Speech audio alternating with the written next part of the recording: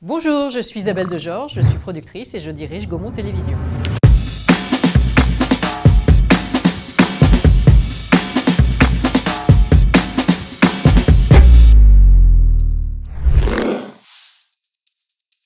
Collectif, créativité, grand public. Alors Gaumont existe depuis bientôt 130 ans, on fête les 130 ans dans quelques mois, en 2025. Et Gaumont Télévision, en revanche, a eu plusieurs vies au fil du temps. Et on a décidé en 2011 de relancer cette activité-là pour faire des séries.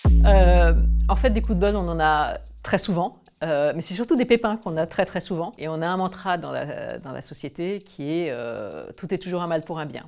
L'objectif étant effectivement de transformer ces pépins en opportunités. Et c'est pas toujours évident, mais en général, on y arrive assez bien.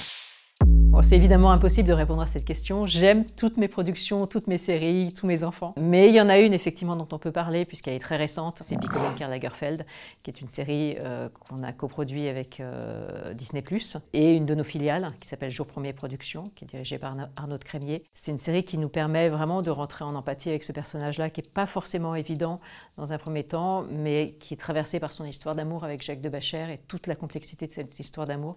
C'est une série dont on est très fiers, qui en plus a très bien marché auprès du grand public. C'est dans la série Becoming Karl Lagerfeld, à la fin de l'épisode 2. Karl vient d'avoir une grosse déconvenue professionnelle, il fête son anniversaire avec ses amis. La soirée se passe mal, il rentre de la soirée sans Jacques Debacher qui est parti avec Yves Saint Laurent. Et là, il a un petit cadeau que lui a laissé sa maman, une tarte au citron meringuée. Il commence à la manger et il finit par l'engloutir complètement. Et là, Daniel Brühl, je trouve, nous fait passer une émotion extrêmement intense. Il n'y a que lui pour réussir à faire ça, c'est un plan fixe. Et on ressent à travers cette boulimie, tout d'un coup, tout le désespoir de cet homme. Alors, je peux rien vous dire, mais je peux quand même vous donner 2 indices. Un grand acteur français et on va bien rigoler.